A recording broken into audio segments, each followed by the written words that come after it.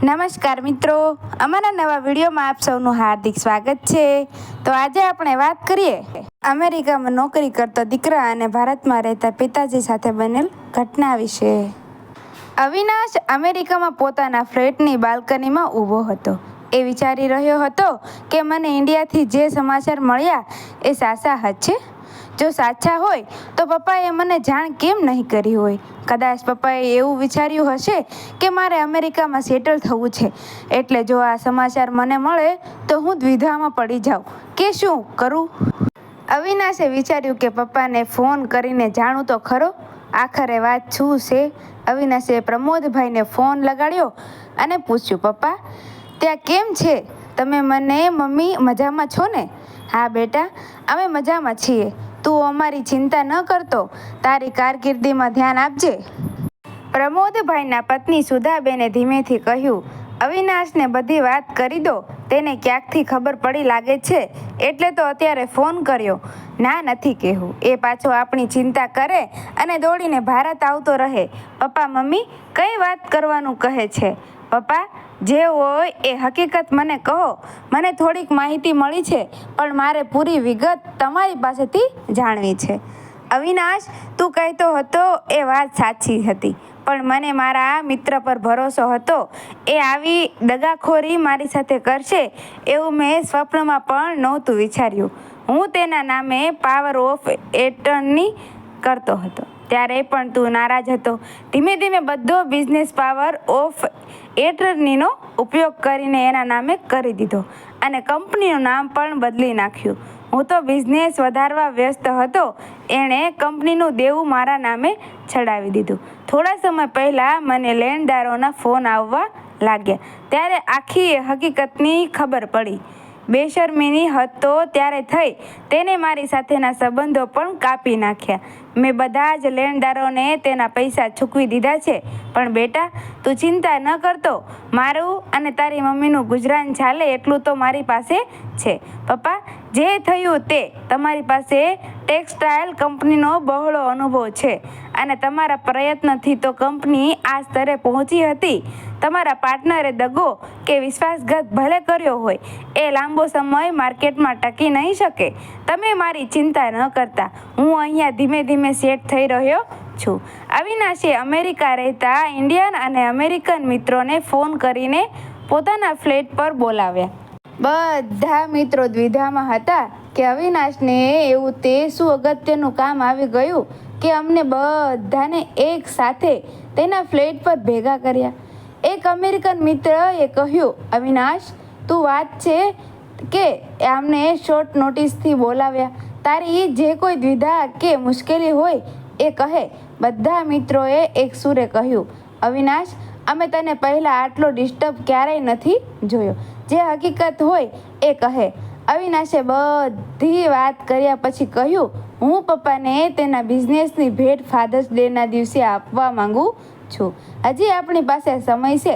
જેમ તમે મને અહીંયા સાથ અને સહકાર આપવા તૈયાર છો, એમ ઇન્ડિયામાં પણ મારા મિત્રો સાથ અને સહકાર આપવા તૈયાર છે। તો અવિનાશ તને મૂંઝવણ ક્યાં છે? નવી પણ નાની ટેક્સટાઇલ કંપની શરૂ કરવા માટે 2 કરોડ રૂપિયાની જરૂર પડે। મારું સેવિંગ અને આ ફ્લેટ વેચી દઉં તો 1.5 કરોડ રૂપિયા ભેગા થાય। બાકીના 50 લાખ મારે ભેગા કરવા પડે। એ બાબતે ચર્ચા કરવા માટે મેં તમને બોલાવ્યા છે। બીજી વાત, હું હવે અમેરિકા પાછો આવવાનો નથી। આમે હવે ઇન્ડિયનનું અમેરિકામાં મને બહુ ફ્યુચર દેખાતું નથી। હું તમે આપેલા પૈસા 1 વર્ષમાં પાછા આપી દઈશ। અવિનાશ તું અમને પારકા માને છો, તારે જેટલા જોઈએ એટલા પૈસાની તને મદદ કરવા અમે તૈયાર છીએ। તારો વિચાર ઉત્તમ છે। તું ફાધર્સ ડે એ તારા પપ્પાને સ્ટાર્ટઅપ કંપની ભેટ કરવા માંગે છો, એથી ઉત્તમ ભેટ દીકરાની પપ્પા માટે બીજી હોય જ નહીં શકે। તારો અમેરિકા પાછા નહીં આવવાનો વિચાર પણ યોગ્ય છે। અહીંયા ઇન્ડિયાનું ભવિષ્ય ક્યારે ધૂંધળું થઈ જાય એ કહી ન શકાય, અને વતન એ વતન હોય છે, એથી વિશેષ કંઈ નથી હોતું। અવિનાશે ભારતના તેના સંપર્કો દ્વારા એક નાની એવી સ્ટાર્ટઅપ ટેક્સટાઇલ કંપની ઊભી કરી દીધી। વચ્ચે મમ્મી પપ્પાને ખબર ન પડે એ રીતે ભારત પણ આવી ગયો। બધું તૈયાર થઈ ગયું. કંપનીનું ઉદ્ઘાટન પણ 21 જૂન ફાધર્સ ડેના દિવસે કરવાનું નક્કી કર્યું. બધાને આમંત્રણ પણ મોકલાઈ ગયા અને બધાને જણાવ્યું કે કંપનીનું નામ ઉદ્ઘાટન સમયે નક્કી કરીશું.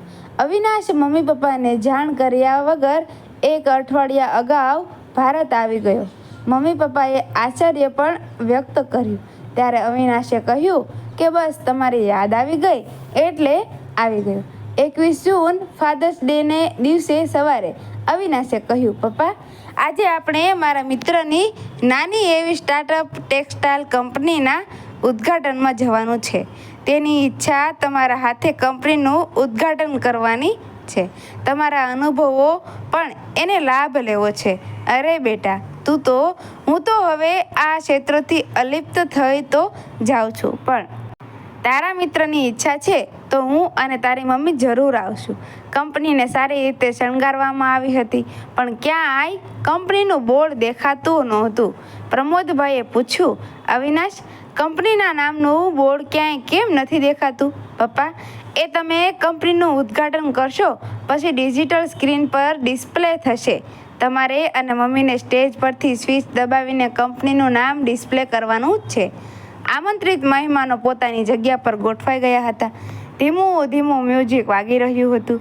પ્રમોદભાઈ દ્વિધામાં હતા કે કંપની તો નાની સ્ટાર્ટઅપ કંપની છે, પણ ફંક્શન તો મોટા પાયે ગોઠવાયું છે.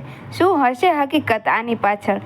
નિર્ધારિત સમયે અવિનાશે પ્રમોદભાઈ અને સુધાબેનને સ્ટેજ પર બોલાવીને કહ્યું, આ રિમોટની સ્વિચ દબાવો અને હોલમાં ગોઠવેલ ડિજિટલ સ્ક્રીન પર એક નામ ડિસ્પ્લે થયું.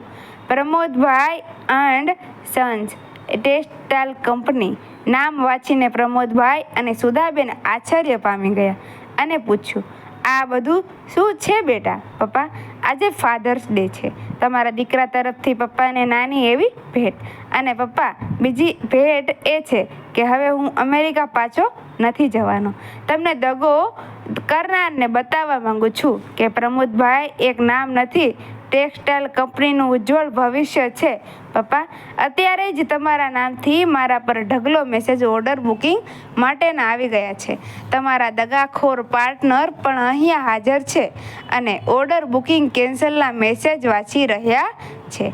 પ્રમોદભાઈ અવિનાશને ભેટી પડ્યા અને કહ્યું, બેટા, તારી ફાધર્સ ડેની બંને ભેટ માટે કંઈ કહેવા માટે મારી પાસે શબ્દો નથી. હોલ તાળીઓના ગડગડાટથી ક્યાંય સુધી ગુંજતો રહ્યો. મિત્રો, વિડીયો ગમ્યો હોય તો વિડીયોને લાઇક કરજો, શેર કરજો અને અમારા આવા જ નવા વિડીયો જોવા માટે અમારી ચેનલને સબસ્ક્રાઈબ કરી દેજો. તમે ફાધર્સ ડેના દિવસે તમારા પપ્પાને કોઈ ગિફ્ટ આપી કે નહીં તે કમેન્ટમાં જરૂરથી કહેજો. રાધે રાધે, જય શ્રી કૃષ્ણ, ધન્યવાદ.